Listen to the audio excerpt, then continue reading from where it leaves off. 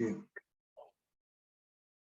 Bien, entonces, estos problemas es la resolución de cada uno de los mecanismos básicos, dije, cuadrilátero articulado, manivela biela corredera y manivela corredera, hechos en forma analítica y hechos en forma gráfica, de las dos maneras. Y después hay otro problema que también ha sido resuelto, un ejemplo que ha sido resuelto en los tres métodos, con centro instantáneo, con analítico y con en forma gráfica también, que vamos a tratar de hacerlo.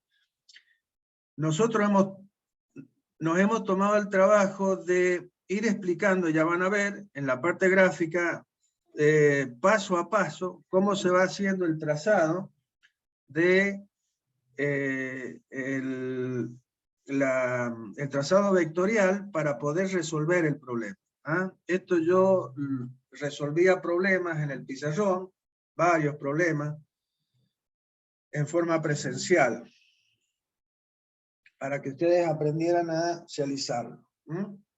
Pero no tenemos otra que hacerlo de esta manera.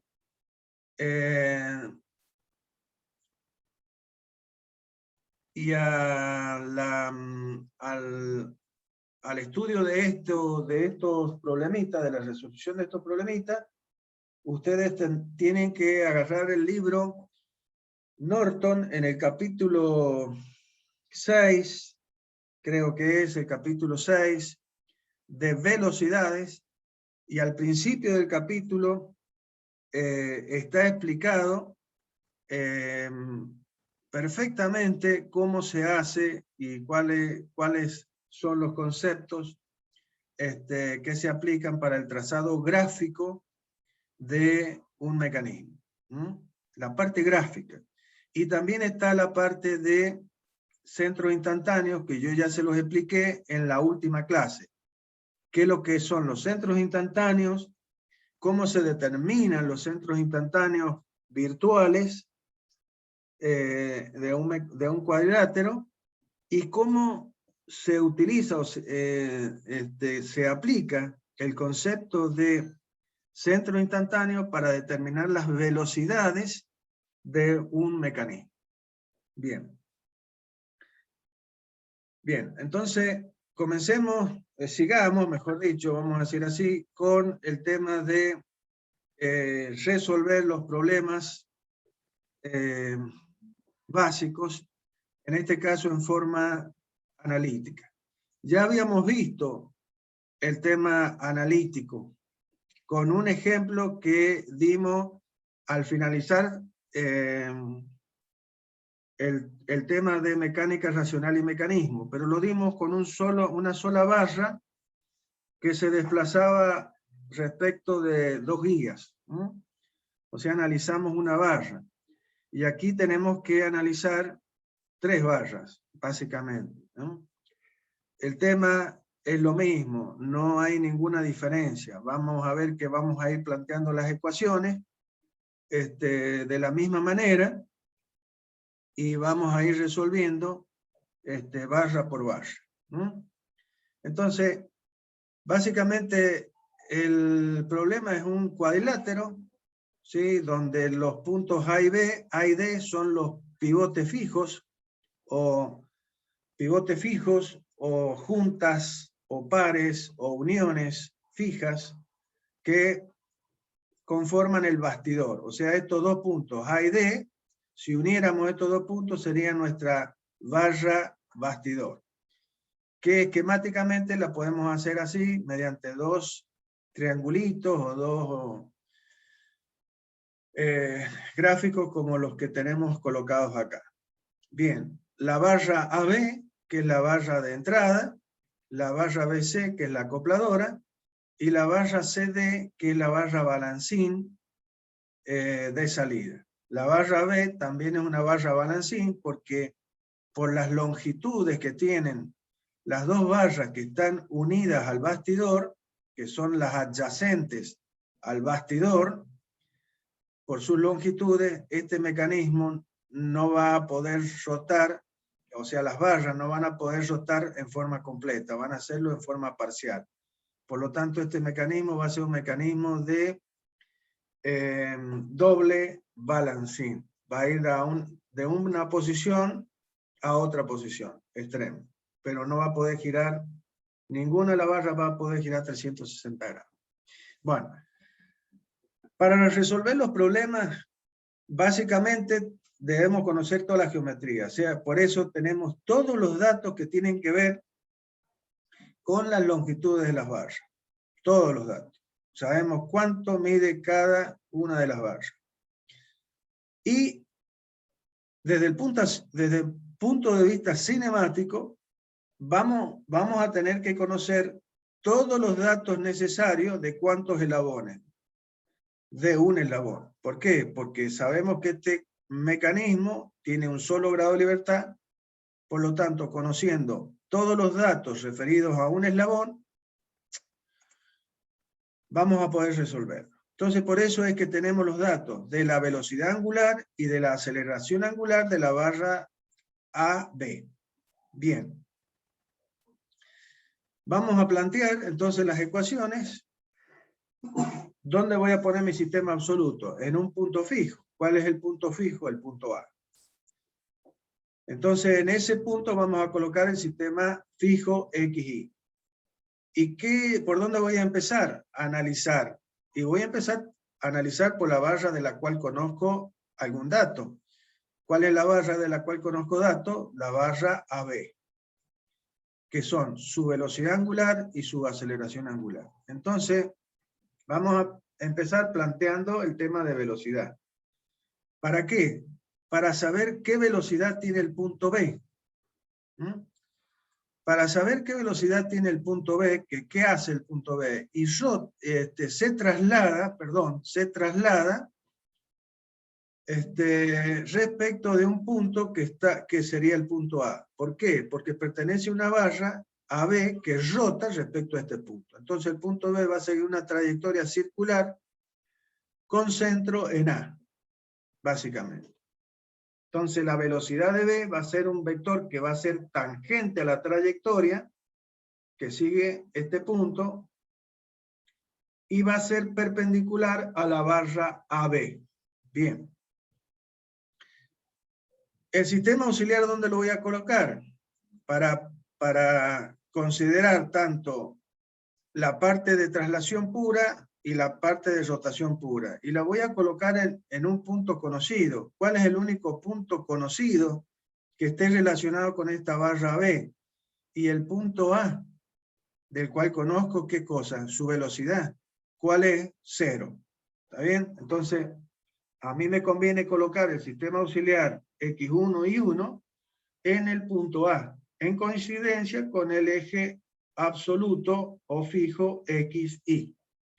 Entonces esto me va a permitir escribir la ecuación de velocidad diciendo que la velocidad del punto B es la que tiene el punto A trasladándose, si pudiera, cosa que no puede hacer porque el A es un punto que pertenece al bastidor, más la velocidad que tiene el punto B rotando respecto del punto A, o sea, de mi sistema auxiliar. ¿Sí? Entonces, el A era lo que habíamos dicho recién cuando estábamos revisando las respuestas del parcial, es la velocidad con que se traslada el sistema auxiliar. Como no se está trasladando porque lo he agarrado a un punto fijo, su velocidad vale 0. ¿Y qué me está quedando? La rotación pura, la que tiene el punto B respecto de mi sistema auxiliar, o sea, respecto del punto A. ¿Y cuánto va a valer? Y la velocidad angular de la barra por el radio correspondiente. Listo. ¿Qué tengo que hacer ahora, analíticamente? Y tengo que escribir a cada uno de estos vectores en función de sus componentes. O escribir a cada vector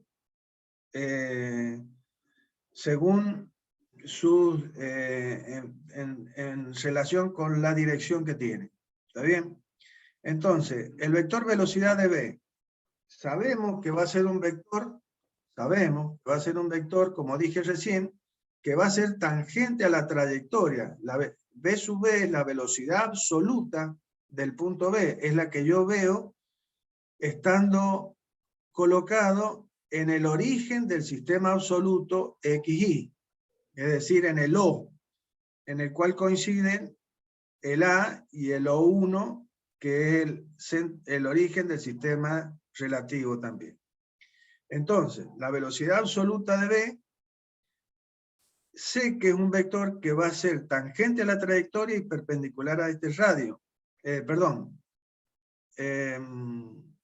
No, perdón. Es un vector que lo estoy viendo desde mi sistema absoluto, ¿sí? Teóricamente, de ese vector no conocería nada. No conocería nada, salvo por qué, por el hecho de que la velocidad de A vale 0. Lo quería explicar mejor, por eso dije no. Y lo estoy cambiando la explicación. Entonces, como la velocidad del origen del sistema auxiliar vale 0, la velocidad relativa, esta de la rotación de B respecto del sistema auxiliar X1 y 1, se transforma en la velocidad absoluta de B. ¿Por qué? Porque la velocidad de traslación no existe. Entonces, existe solamente rotación. Entonces, la velocidad relativa, esta, de B respecto de A, es igual a la velocidad absoluta de B respecto de O, del origen del sistema absoluto. Eso es lo que quería decir.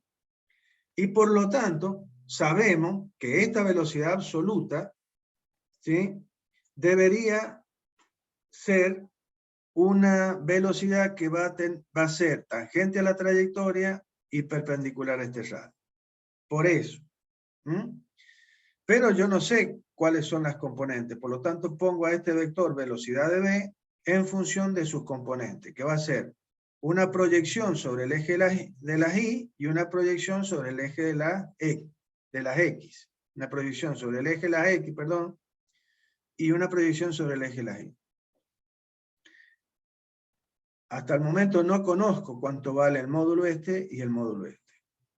La velocidad angular, omega, sabemos cuánto vale porque es dato 0,5 y está en la dirección del eje de la Z, por lo tanto un vector que pasa por A y es perpendicular al plano XY. Por lo tanto, su versor es K. Y el vector posición RB de A, o sea, el vector que posiciona a B respecto de A, sería el mismo eslabón AB, que es un vector posición que va desde A hasta B, RB de A. ¿Y cuánto vale?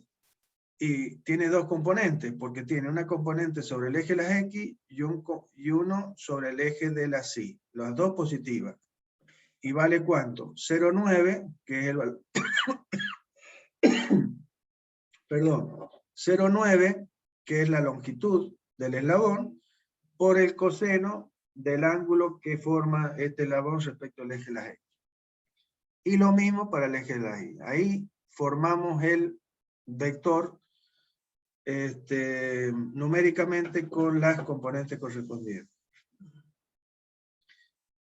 Esto lo reemplazamos en esta ecuación, entonces reemplazamos a B sub B por lo que vale, ¿sí?, más lo que vale el omega y lo que vale el radio, que son 0,45 según I más 0,78 según J. ¿Qué tenemos que hacer ahora? Y tenemos que resolver estos productos vectoriales de K por I y de K por J. Por eso tenemos acá como una ayuda el sistema coordenado, un sistema de referencia espacial, donde tenemos los versores I, J y K, para poder hacer los productos vectoriales de K por I, que sería que mi mano derecha, los 4 dedos de mi mano derecha, hacen la circulación del versor K sobre el vector I, o sea que se va va girando el vector K acercándose al vector Y. Y el dedo pulgar indica la dirección y el sentido del versor resultante. Entonces, si ustedes hacen K por I, lo que les va a dar es J positivo, que es lo que obtenemos. Sería 0,5 por 0,45I me tiene que dar 0,22J. Y el producto vectorial de K por J, sería que K se rota sobre el J. Por lo tanto, los 4 dedos de la mano me indican esa rotación, y el dedo pulgar me indica la dirección de X, o sea de Y, pero en sentido negativo. Por lo tanto, por eso resulta en menos 0,39 según Y. Bueno, esto ya se los expliqué también anteriormente. Se los explico ahora como para recordárselo, pero básicamente es ir resolviendo estos productos